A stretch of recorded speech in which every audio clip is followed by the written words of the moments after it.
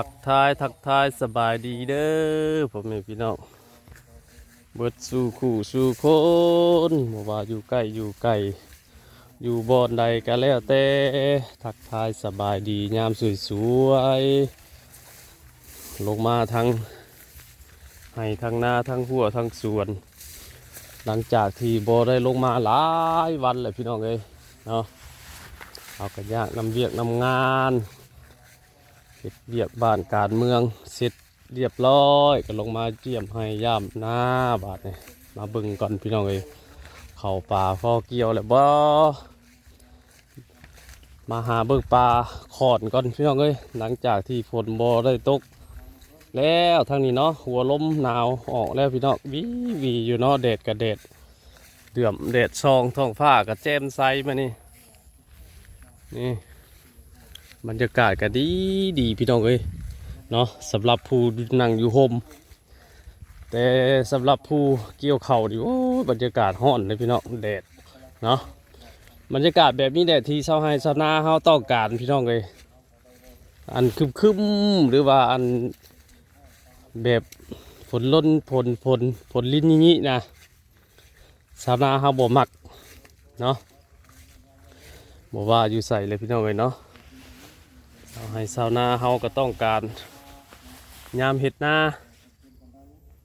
กะยามดำก็ต้องการฝนเนาะมันยามเกี่ยวนี่ก็บ่ต้องการปานใดมานี่ก็ลงมาเลาะเบิ่งเขาก่อนให้นาเขาลุงใหญ่ก็ยังอยู่พี่น้องเอ้ยนี่เนาะถ้าว่า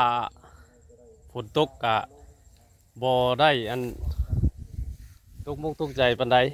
อาจจะว่าชาวบ้านเฮานี่ก็หลายครอบหลายครัวหลายบ่อนหลายนั่นเนาะเพิ่นกำลังขุดเขี้ยวญาติเอาเข่าดอพี่น้องอันนี้มันเป็นเข่ากลางเด้อนาลุงใหญ่นี่กำลังออกพี่น้องเอ้ยงามปีนี้งามคักงามแน่ผู้ถูวงเข่า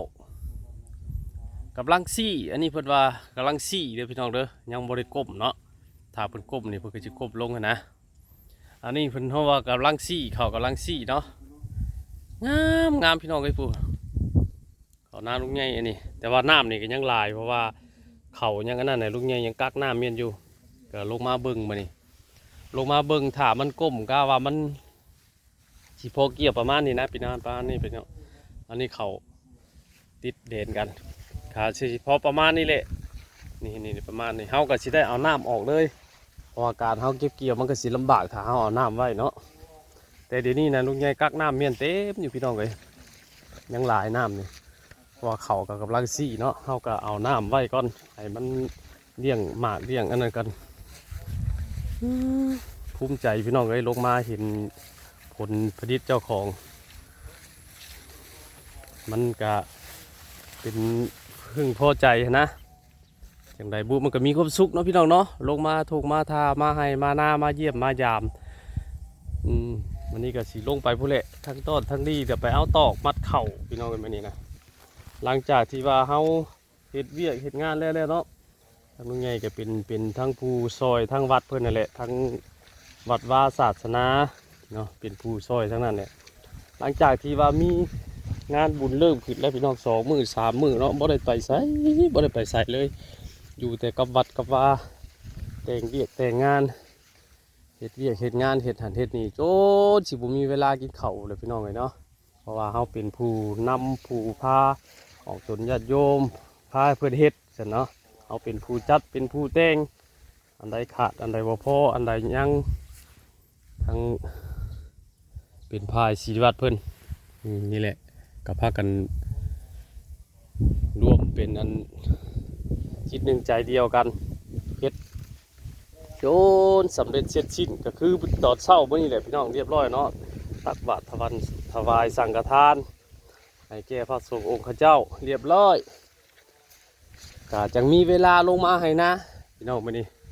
ลงมาเบิ่งผลผลิตเจ้าของลงมาพี่กับบ่เสียแห้งพี่น้องเอ้ยเนาะมาเห็นผลผลิตเจ้าของงามเลยเต็มร้อยคือว่าสุดยอดมันพูดได้พี่น้องเอ้ยผู้โพนผู้เด้อหายหน้าหายนี่นะใหญ่ขนาดเด้บ่ได้หอมปานใด เลาะไปน้ำห้วยก็ยังประมาณนี้เลยพี่น้องแห้งเริ่มแห้งเนี้ยเพราะว่าเฮาก็สิไปทางลีพุ่น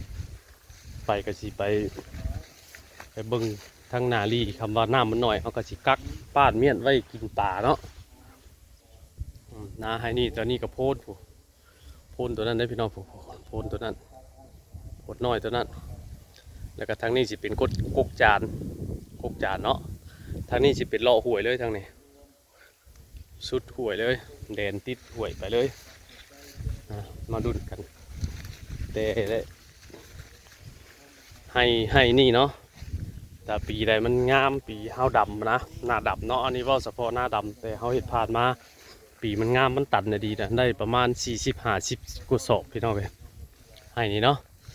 ปีนี้เฮาว่านปีนี้เป็นหน้าว่านก็ผลผลิตก็เฮาก็คาดการไปก่อนก็บ่ได้เนาะผู้เละผลสรุปก็คือผู้เละเก็บเกี่ยวมากเป็นที่เรียบร้อยจังหู้กันว่าสิได้สำใดบรรยากาศก็ถือว่าดีพี่นี่ดีเนาะดีต่อชาวไร่ชาวนาชาวเกษตรกรเฮาถือว่าบรรยากาศดีถ้าเป็นไปลิ่นไปเที่ยว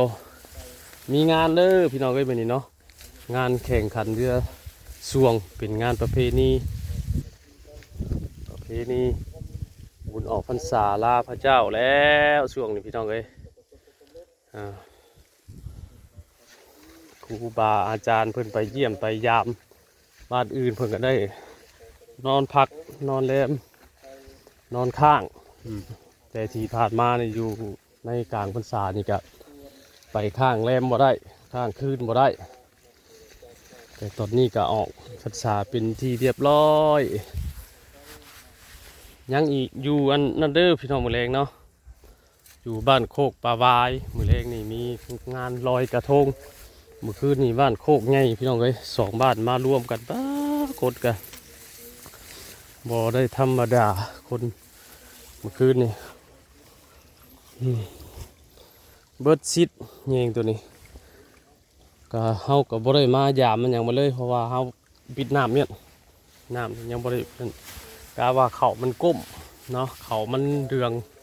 หน่อยนึงจากสิเอาน้ำออกบัดนี้เพราะปลาน้ำไห้นี่ก็มีหลายนะปลาเนี่ยแต่ขังเม่นอยู่แต่บ่ฮู้ว่ามันสีได้หรือบ่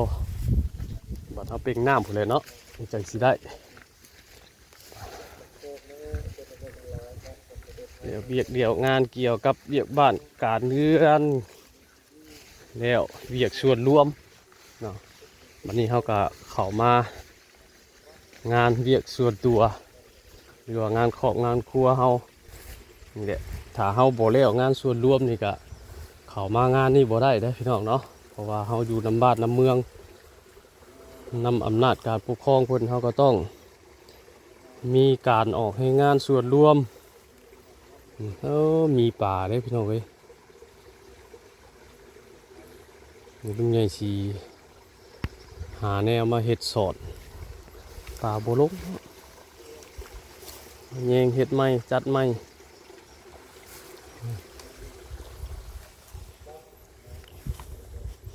กาสี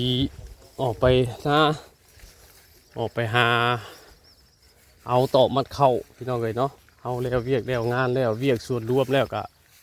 สิออกมาเห็ดเวียกส่วนตัวบาดเนี่ยคือสิออกไปเอา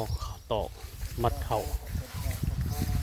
งางเลาะทงให้ทงหน้าเลยมาเบิ่งเข่าเลยหลังจากที่ว่าบ่ได้ออกมาหลายมือเลยพี่น้องเลยเนาะบ่ได้ออกมาหลายมือแล้วตั้งแต่มือทำบ้านเขาก็คือว่ามือกะเกี่ยมเนาะ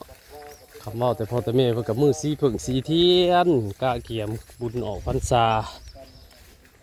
คืนนี้กับบริโนอนพี่น้องเอ้ยเบิดคืน2-3 มื้อเนี่ยเนาะคืนพวกก่อนน่ะก็นอนอยู่แต่ว่ามันก็ต่อเนื่องมาจากว่าพ่อเพิ่นก็บ่สบายทั้งเฮาก็เอาใจใส่ไปพาเพิ่นไปปิ้นไปปัวไปหักสมหักษาหลังจากที่เพิ่นก็ไข้ขึ้นมาแล้วทางเฮาก็มีงานบุญต่อเนื่องเลยมันก็เลยการพักผ่อนมันก็ การที่ว่ามาเวียกส่วนตัวมันก็เลยหน่อยเนาะแต่เก่าก็ได้ถ่ายท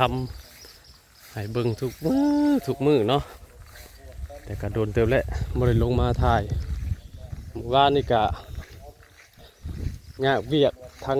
อันส่วนรวมนำเวียกวัดนี่แหละพี่น้องเอ้ยบัดนี้บัดทั้งอ้ายจำรัดเพิ่นก็มาเมื่อวานนี่เฮปปี้เพิ่นก็มาเนาะทั้ง FC ทั้งประเทศไทยอ้ายจำรัดเพิ่นก็พาเมียเพิ่นมาจำบัดจำเบอร์ก็เลยได้ออกมาลิ้นน้ำเพิ่นจนค่ำจนมืดเมื่อวานนี้ก็ได้เนาะเมื่อแล้วก็ยังบ่ได้นอนอยู่เพื่อนเลยยังไงก็เลยเข้าไปเวียกอยู่วัดเลยนอนอยู่วัดแจ้งพุ่นแหล้วแล้วเวียกแล้วงานตื่นมื้อเช้ามาก็ตักบาตรถวายสังฆทานเป็นที่เรียบร้อยก็เลยมีโอกาสลงมาถ่ายทำให้พี่น้องได้เบิ่งบรรยากาศอยู่ตรงไห้ตรงหน้าพี่น้องเอ้ยเนาะเว้าหลายแล้วเนาะสำหรับคลิปนี้ก็สิพอประมาณนี้แหละพี่น้องเอ้ยพบพอกันอีกคลิปหน้าพี่น้องเอ้ยก็สิมีแต่อยู่ให้อยู่หน้าอยู่หัวอยู่สวนคือเก่านี่แหละเนาะก็คือสิบ่มีหยังดอกพี่น้องเอ้ยเนาะเพราะว่าเฮาเป็นเช้าให้เช้าหน้าอยู่กับพวกกับสวนบ่ทายให้หน้านี่ก็จักสิทายหยังพี่น้องเนาะเมื่อวานนี้ก็ได้มีโอกาสได้ไปทายเอาแบบอันคนหักคนแพงเพิ่นมาลิดน้ำแหละเนาะนับถือกันเป็นพี่เป็นน้องทางอ้ายจำรัดแหละแฮปปี้เพิ่นเมื่อวานนี่พากันมาแล้วก็ได้ถ่ายทำเพิ่นลงไปคลิปนึงเมื่อวานนี่กับผลตอบรับก็ถือว่าใน100สำหรับเฮาก็ดีเนาะปกติก็20-30ก็มีผู้ให้สนใจให้กำลังใจหลายคู่หลายคนนะก็สิพอประมาณนี้เลยพี่น้องเนาะสำหรับคลิปนี้ก็ขอบใจเด้อขอบคุณเนี่ยอยู่ดีมีแห้งเพื่อสู่ผู้สู่คนนะว่าเมืองใดแข่งใดว่าประเทศใดเนาะที่เขามาเบิ่งเป็นกำลังใจให้กันส่วนชาวไร่ชาวนาเฮาก็ขุนเขียวเก็บเกี่ยวเข้าหน้าดอให้มันแล้วต่อเข้ากลางแล้วก็ยาวใส่เขางานเลยอยู่ดีมีแห้งพี่น้องสบายดี